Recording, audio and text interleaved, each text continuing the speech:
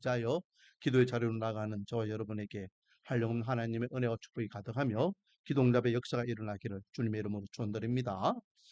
제가 지난주에도 말씀드렸지만은 우리가 요한계시록을 이렇게 대할 때는요, 좀 부담이 되죠. 그래서 이 요한계시록을 이해하는 것도 좀 어렵고 해석하는 것도 어렵고 또 그것을 우리에게 주시는 말씀으로 받아서 적용하는 것도 많이 어려워합니다. 하지만 이 말씀을 받는 유대인들이나 그리고 유대인들과 함께 생활하였던 초대교회 성도들은 이 요한계시록이 어려웠다 안 어려웠다? 안 어려웠다.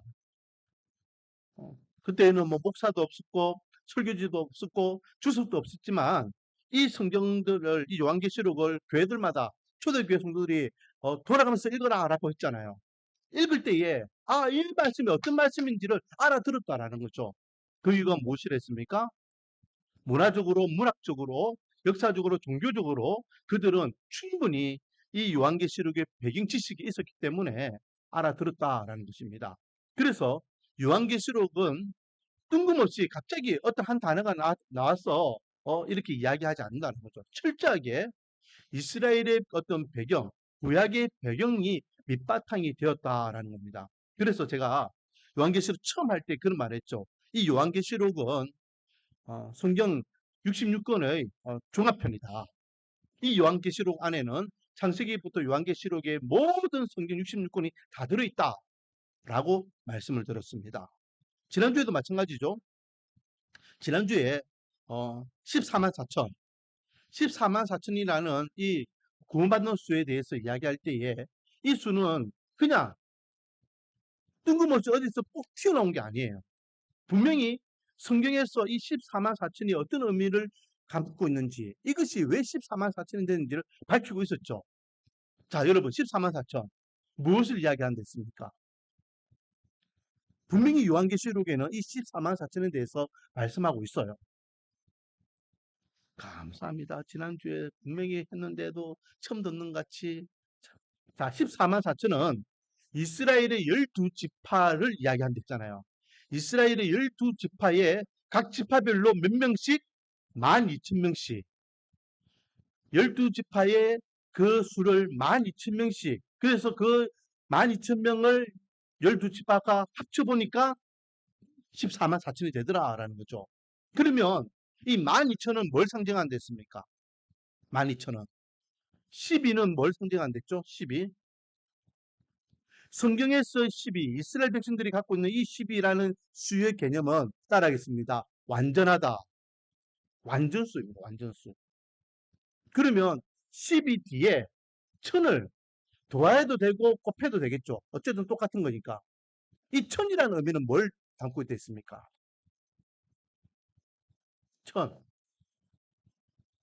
영원하다. 영원하다. 그래서 이 12,000이라는 이 수는 완전하고 완벽하면서도 영원한 수를 이야기한다 했습니다. 지금 뭘 이야기하죠?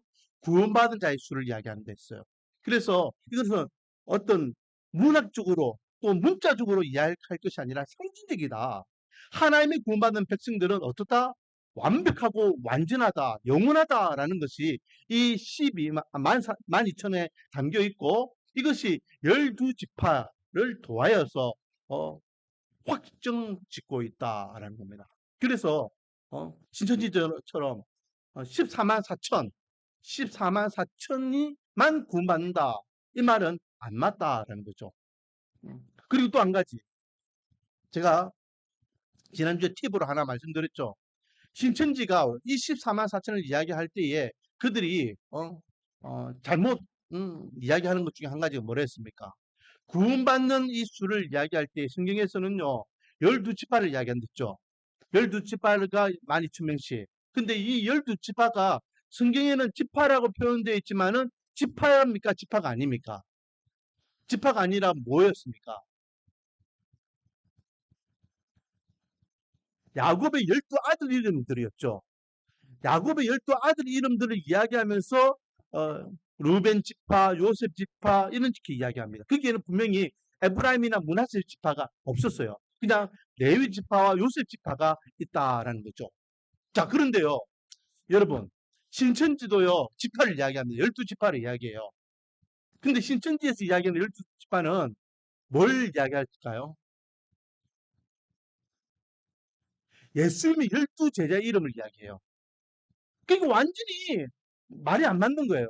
분명히 성경에서는 이 14만 4천을 이야기할 때에 요셉, 약속의 아들의 12아들의 이름을 이야기하면서 하나님께서는 12지파라고 표현하고 있는데 신천지는요, 이 14만 4천, 구원받은 14만 4천을 이야기하면서 예수님의 제자 이름들을 이야기하고 있어요. 예수님의 이름.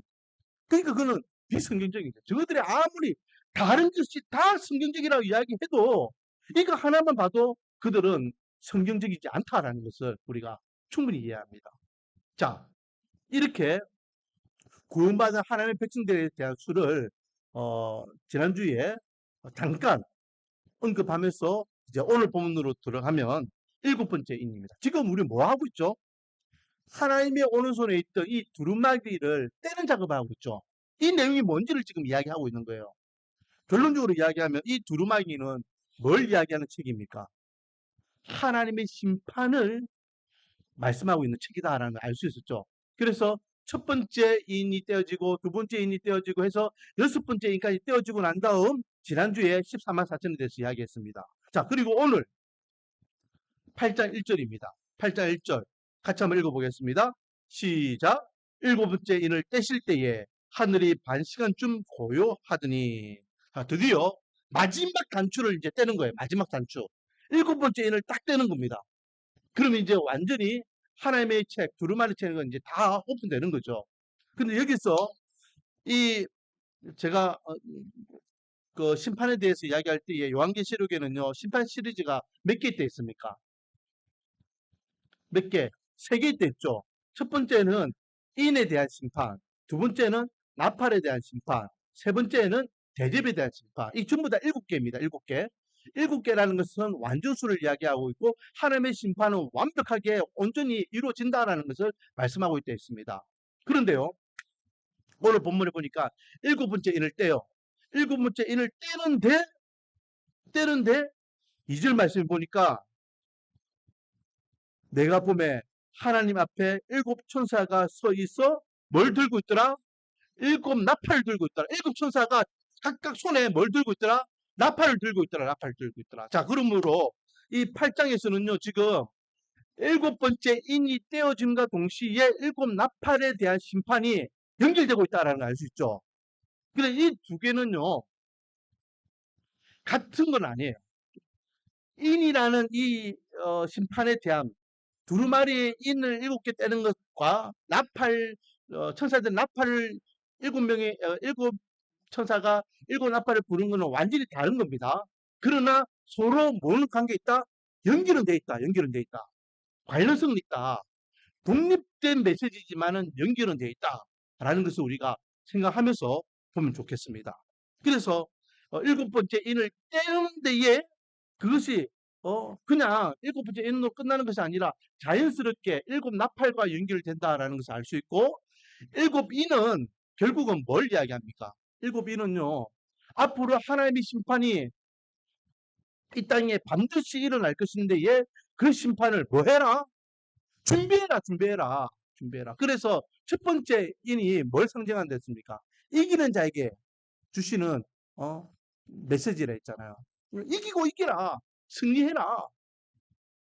그리고 여섯 번째 인이 하나님께서 진노의 날에 작정하신 심판을 이제는 정말로 이루시는 모습을 보게 됩니다. 그리고 이제 나팔 심판은요, 이제 하나님의 심판이 이제 본격적으로 시작되는 것이죠. 자, 여기에서 먼저 좀 1절부터 5절까지는요, 선언적인 부분이에요, 사실은.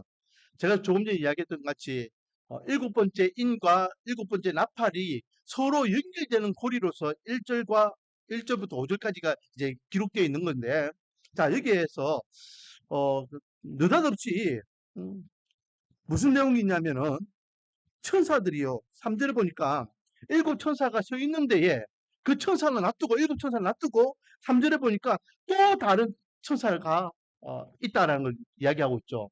그리고 이 천사는요, 뭘 들고 있습니까? 금향로를 가지고 있더라 했습니다. 금향로. 그리고 이 금향로는 많은 향을 받았는데에 이것이 뭐였더라? 성도들의 기도였더라라고 이야기해요. 성도들의 기도. 그러니까 지금 일곱 나팔에 대한 이야기를 해야 되는데 갑자기 일곱 나팔의 이야기는 일곱 천사 서 있다라고 이야기하면서 갑자기 옆에 있는 또 다른 천사 이야기를 하면서 그 천사가 금향로를 갖고 있는데 그게 향이 가득한데 그것은 다른 것이 아니라 성도들의 기도다라고 이야기해요. 그리고 4절에 향료는 이 향을 이야기합니다. 이 향이 성도의 기도와 함께 천사들의 손으로부터 누구에게 올라간다? 하나님께 올라간다. 그러니까 우리가 기도하는 이 기도가 마치 연기처럼 싹 피어 올라가서 하나님께 올라가듯이 그렇게 하나님께 상달되는 것을 묘사하고 있는 겁니다. 하나님은 그냥 우리가 기도하면은 우리 기도가 뜬금 잡듯이 그렇게 허공에다가 부르짖는 것으로 끝나는 것이 아니라 반드시 들으심을 믿으시기 바랍니다. 그래서 하나님께서 뭐라 했습니까? 내 눈물을 받고 내 기도를 들었다라고 말씀하셨어요. 우리의 기도는요, 그냥 허공에 외치는 메아리 소리가 아니에요. 반드시 기도하면 그 기도는 하나님께 들으심을 믿으시기 바랍니다. 예수님께서 뭐라 하셨어요? 예수님께서 은밀한 중에 구하는 것도 다 들으신다 했어요. 은밀한 중에.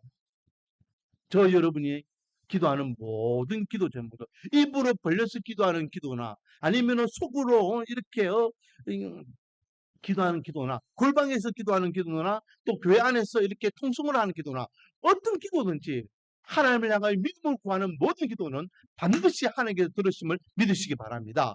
그리고 들으신 하나님은 반드시 응답의 은혜로 우리에게 보답해 주시고 하나님의 능력과 하나님의 되심을 보여주실 줄 믿습니다.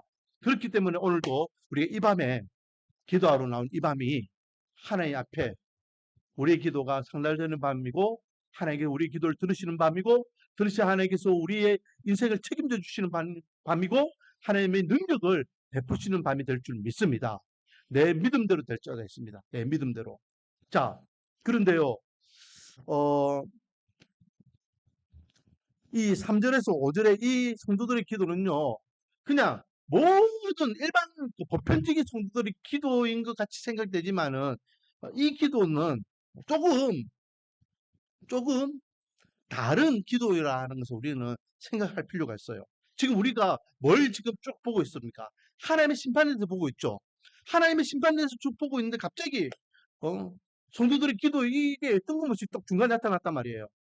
그러면 이게 어떤 의미가 있느냐?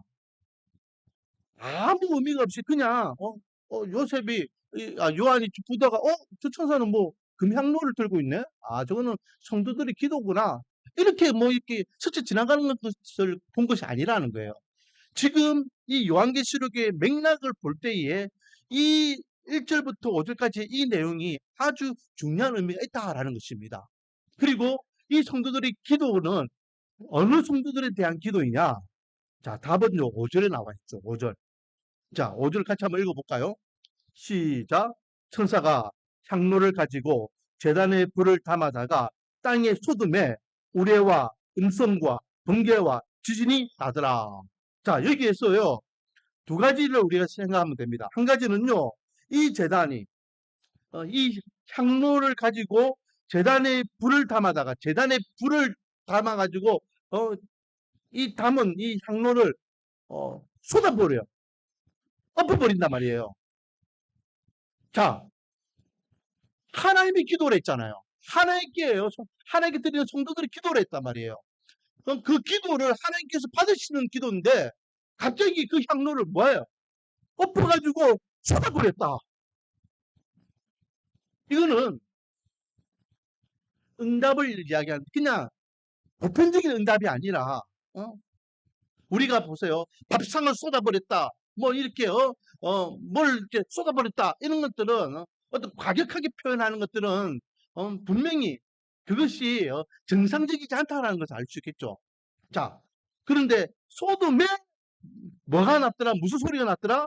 우레와 음성과 번개와 지진이 났더라. 여러분, 구약에서요, 이 우레, 음성, 번개, 지진은 보통 언제 나타날까요? 하나님과의 관계가 좋을 때 나타날까요? 하나님과의 관계가 안 좋을 때 나타날까요? 하나님께서 기분 좋으실 때에 나타나는 표현으로서 많이 썼을까요? 하나님께서 지금 엄청나게 열받아가지고 나타나실 때의 표현으로 많이 썼을까요? 지금 우레와 음성과 번개와 지진이 나타났다라는 것은 이 쏟아부었다 하는 것과 연결해가지고 지금 하나님의 심판을 이야기하는 거예요. 심판. 자, 그러면 하나님께서 지금 이 기도를 들으시고 이 밥상을 엎듯이 이 향로를 엎어버리셨는데, 그래가 우레와 진이 일어날 만큼 하나님께서 대로하시던 데에, 그럼 이 성도들의 기도는 어떤 기도를 받으셨기 때문에 그러냐? 자, 답은 어디지냐? 앞에 보면요, 쭉 넘어가면 지난주 말고 그 앞주에, 보면은 여러분, 다섯 번째 인을 뗄 때에 어떤 장면이 나옵니까? 첫 번째, 두 번째, 세 번째, 네 번째는 말들이 나왔고, 다섯 번째 인을 떼니까 어떤 장면이 나왔죠? 하나님의 재단 앞에 누가 나타납니까? 죽임을 당한 자들이, 죽임을 당한 자들인데, 이 죽임을 당한 자들이요, 하나님 앞에 막 하소연을 합니다. 주여! 하면서 부르짖는데, 그 부르짖는 게 어떤 내용이었습니까? 자, 6장을 한번 볼까요? 6장 10절. 같이 한번 읽어보겠습니다. 시작. 큰 소리로 불러 이르되 거룩하고 참되신 대주제여, 땅에 거하는 자들을 심판하여 우리 피를 갚아주지 아니하시기를 어느 때까지 하시려 하나이까? 뭡니까? 자기들이 핏값을 복수해달라는 거죠. 자기들이 핏값을 대신 갚아달라는 겁니다. 그래서 이 죽임을 당한 자들이 누구라 했습니까? 이 죽임을 당한 자들이 바로 순교자들이다 했잖아요. 순교자들. 이 순교자들이 지금 하나님 앞에 구하고 있는 겁니다. 주여, 우리의 억울한 죽음을, 우리의 핏값을 왜 그렇게 뜻만 들이고 있습니까? 언제 갚겠습니까? 그러니까 좀 더 기다리라. 때가 살 때까지 기다리라. 그러면서 지난주에 자연스럽게 하나님의 인치심 14만 4천이 찰 때까지 기다린다. 이거는 완전수라 했습니다. 완전수. 하나님 앞에 구원받는 자들이 찰 때에 하나님께서는 심판을 통하여 그렇게 마귀와 마귀의 추종자들과 그리고 예수 그리스도 믿지 않는 자들에 대한 분명한 심판이 있을 것을 말씀하셨죠. 그걸 이야기하는 거예요.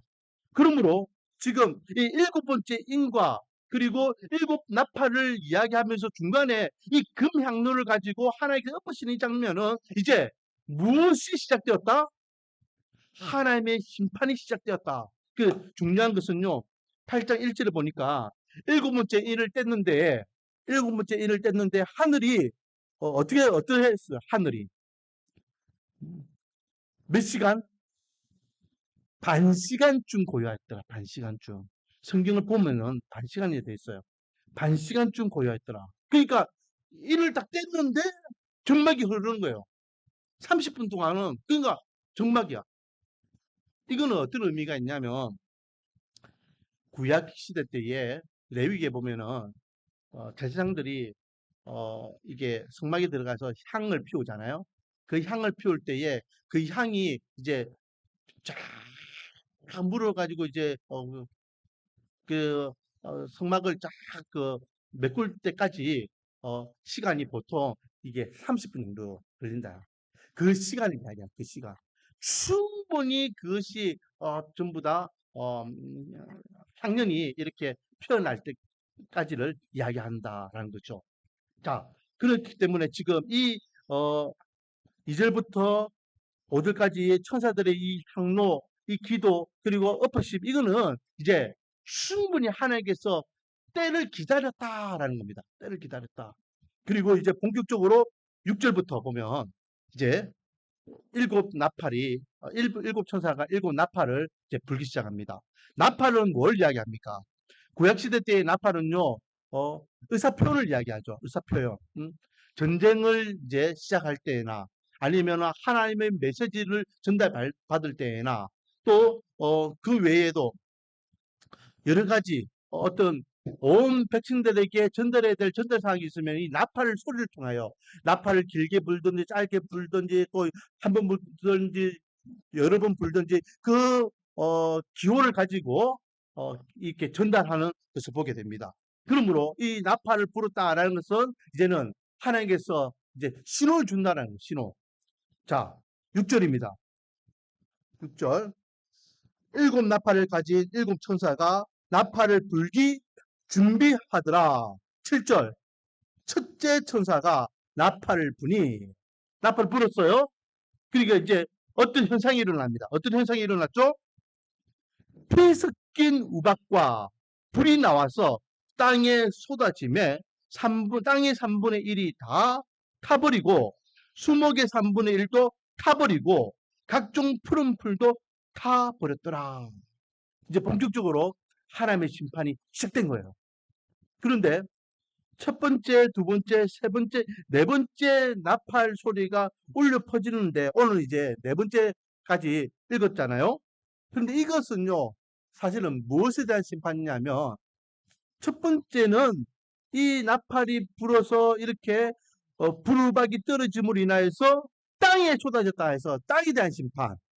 그리고 두 번째 천사가 불었을 때에는 어디에 떨어집니까? 바다에 떨어지요. 바다에 대한 심판. 세 번째 천사 10절에 보면은 어디에 떨어집니까? 하늘에 떨어져요. 하늘에 대한 심판. 그리고 마지막 12절에 보면 네 번째 천사가 부르니까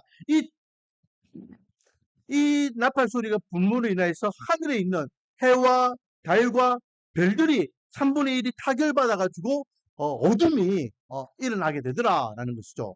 결국은 이 첫 번째부터 네 번째의 이 나팔에 대한 심판은 땅과 바다와 그리고 하늘에 대한 심판이다라는 것을 알 수 있습니다. 자, 그런데요, 이 심판은 두 가지를 의미하고 있는 것을 우리가 좀 눈여겨봐야 돼요. 자, 먼저 이렇게 하늘에서 불우박이 떨어지고 그리고 큰 산이 떨어지고 그리고 큰 별이 떨어지고 막 이렇게 하늘에서 막 떨어져 가지고 심판이 일어나는데 그래서 막 불타버리고 이렇게 사람들이 죽고 생명들이 죽고 막 하잖아요. 그런데 몇 분의 몇이 죽었다라고 되어 있습니까? 몇 분의 몇이 탔다. 3분의 1을 이야기해요. 3분의 1. 자, 보세요. 7절에 보면은 우박과 불이 나와서 땅에 쏟아짐에 땅의 몇 분의 1 몇? 땅의 3분의 1이 타버렸고 수목이 몇 분의 몇? 3분의 1이 타버렸고 또 각종 푸른 풀이 몇 분의 몇? 3분의 1이 탔다라고 하면서 땅에 대한 심판인데 3분의 1이 탔다. 8절도 마찬가지입니다. 8절도요. 바다에 이렇게 큰 산이 떨어졌는데 바다에 3분의 1이 피가 되었다. 3분의 1. 그리고 8절에 보면은, 9절에 보면은 피조물들이 3분의 1, 배들이 3분의 1이 깨어지고 죽었더라라고 되어 있어요. 3분의 1을 이야기하고 있어요. 다. 또 10절에도 마찬가지입니다. 세 번째 천사가 나팔을 불 때에도요. 큰 별이 하늘에서 떨어지니까 강에 있는 무엇이 3분의 1이 여러 물샘이 떨어졌다라고 되어 있죠.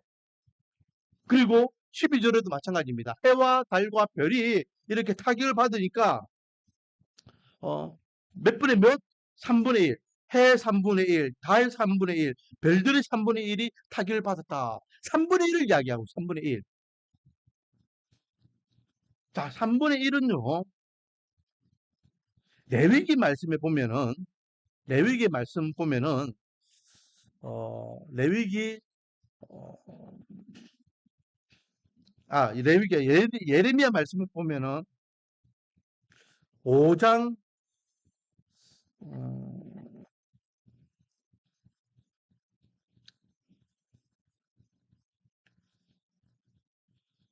5장 2절과 5장 12절 말씀에 이 3분의 1이라는 것은 하나님의 심판을 말씀하고 있다라고 그게 기록되어 있어요. 지금 시간이 많이 갔기 때문에 제가 읽지는 않지만은 그래 하나님께서 심판하실 때 3분의 1 치신다라는 거 이미 구약적인 배경에서 이스라엘 백성들은요 이걸 3분의 1이라는 것을 알아듣는 겁니다. 그런데 또 스가랴 말씀해 보면 또 이 3분의 1이라는 말씀이 있는데요. 이것은 좀 해석이 달라요. 예레미야에서는요, 하나님의 심판을 이야기할 때 3분의 1을 타버리고 막 이렇게 한다라고 되어 있는데, 스가랴에서는요, 완전히 다르게 말씀하고 있는 것을 보게 됩니다. 자, 제가 한번 읽어볼게요. 스가랴 13장 8절에서 9절 말씀. 여호와가 말하노라. 이 온 땅에서 3분의 2는 멸망하고 3분의 1은 거기 남으리니 내가 그 3분의 1을 불 가운데 던져 은같이 연단하며 금같이 시험할 것이라. 그들이 내 이름을 부르리니 내가 들을 것이며 나는 말하기를 이는 내 백성이라 할 것이요. 그들은 말하기를 여호와는 내 하나님이시라 하리라. 자, 하나님께서요, 여기서도 심판에 대해서 이야기하는데 여기는 좀 다른 의미로 3분의 1을 이야기해요. 3분의 2는 불타서 없어지는데 3분의 1은 남겨두겠다. 그리고 그 3분의 1이 다시 내 백성이 되고 나는 그들의 하나님이 되겠다라고 말씀하고 있어요. 자, 그래서 이 요한계시록에서 이 3분의 1에 대한 심판은요, 이미 구약적인 의미에서 3분의 1에 대한 심판이 그대로 지금 갖고 오고 있다는 걸 알 수 있고, 그리고 이 심판은 하나님의 심판과 함께 하나님의 회복도 같이 의미를 두고 있다. 제가 누차 이야기하지만은 여러분, 심판은요, 두 가지 의미가 있어요. 두 가지. 마지막 때의 심판은 누구에게는 그 심판이 영생이에요. 근데 누구에게는 그 심판이 영벌입니다. 할렐루야. 3분의 1을 당한 사람에게는 이것이 하나님의 심판으로 하나님 앞에 벌을 받는 것이지만은 또 그 외에 살아남은 자들은 영생의 기쁨을 누리게 되더라라는 것이죠. 자, 그 영생의 기쁨을 누리게 되는 상징적인 수가 지난주에 이야기했던 14만 4천. 하나님 앞에 인정받는, 하나님 앞에 인침을 받은 그 하나님의 백성들이다라는 겁니다. 자, 그러면 여기에서 한 가지 우리가 좀 더 보면요, 우박. 첫 번째 심판은 우박이 가지고 심판하시죠. 두 번째 심판은 큰 불을 이제 가지고 이렇게 심판하십니다. 그리고 세 번째는 큰 별을 가지고 심판하십니다. 그리고 이제 네 번째는 이렇게 해와 달과 별들을 심판하시는데 이 심판 네 가지 심판이요, 어디하고 연결되냐면은 출애굽 때에 10가지 재앙에 대한 심판하고 연결되고 있는 것을 보게 됩니다. 그러므로 출애굽 때의 그 심판은 단지 하나님께서 어, 바로와 그리고 이집트를 위한, 애국을 위한 심판으로만 끝나는 것이 아니라 앞으로 이 인류를 위한 심판이라는 것을 예비적으로 보여주셨던 그런 열재앙이라는 것을 우리가 알 수 있는 겁니다. 그리고 그것을 그대로 지금 가져오셔가지고 앞으로 하나님께서 이렇게 하나님의 심판을 전개해 나가시겠다라고 말씀하고 계시죠. 그런데 13절 보니까요,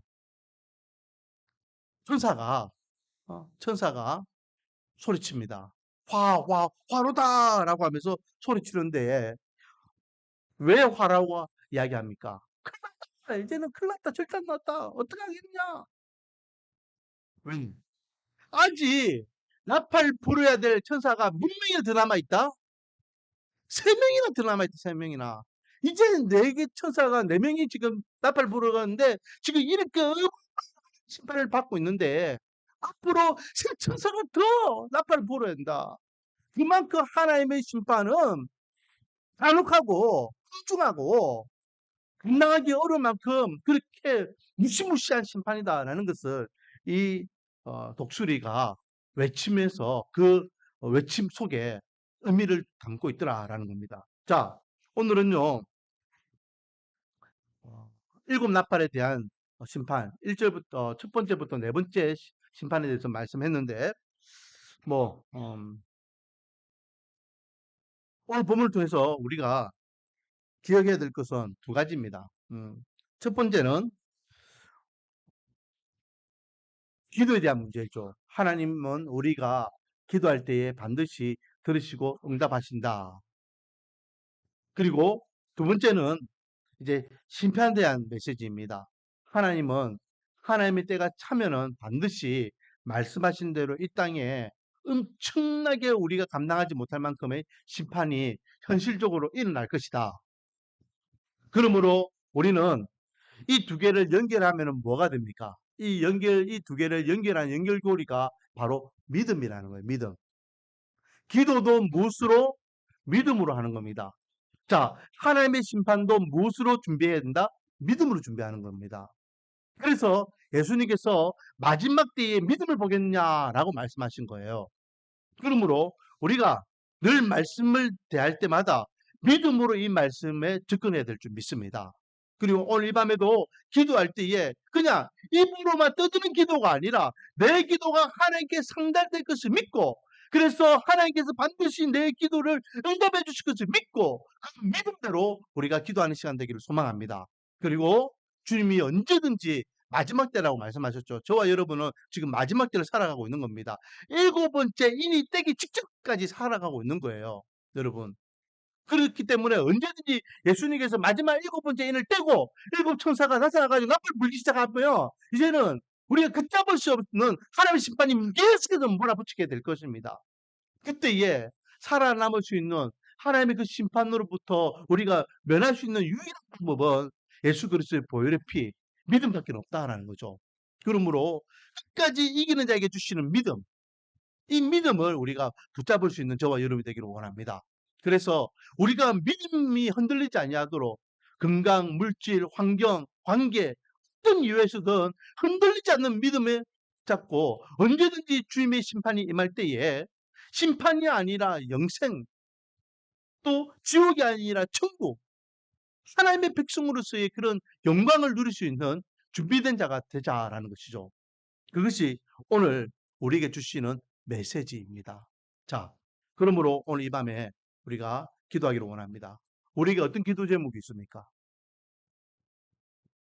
할 수 있거든요. 무슨 말이냐? 내게 능력 주신 자 안에서 모든 것을 할 수 있다 말씀하셨습니다. 하나님, 다른 건 몰라도요. 뭐 성경에는 그렇게 기록되어 있지만요. 내 현실적으로는요. 이거 뭐 되겠습니까? 생각하지 말고 계산하지 말고 상식적으로 비상식적으로 이성적으로 비이성적으로 이런 거 따지지 말고 우리가 지금 처해 있는 우리 믿음이 흔들 만한 어떤 문제들이 있습니까? 그 문제를 가지고 이 밤에 기도하기를 원합니다. 그러면 하나님께서는 내 믿음대로 될지어다 말씀하셨습니다. 내 귀에 들린 대로 행하리라 말씀하셨습니다. 하나님께서 어떻게 우리의 기도를 들으시고 응답해 주시는지를 경험하는 밤이 되기를 원합니다. 그리고 두 번째는 우리 교회를 위해서 기도하겠습니다.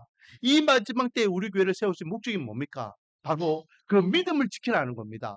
믿음을 지켜서 구원받은 하나님의 공동체로서 아직도 구원받지 못한 이들에게 영향력을 끼치며 증인된 삶을 살아가는 거죠. 그러므로 우리 교회 성도들이 정말로 믿음으로 이 마지막 때를 잘 준비하고 그리고 믿음으로 구원의 열매를 거두어들이는 증인된 교회로서 그 사명을 감당할 수 있도록 은혜 달라고 기도하기를 원합니다. 그래서 정말로 우리가 이 기도하는 이 밤에 하나님의 영광이 나타나며 하나님께서 주시는 은혜의 열매가 또 주렁주렁 맺어지는 복이 있기를 주님의 이름으로 축원드립니다.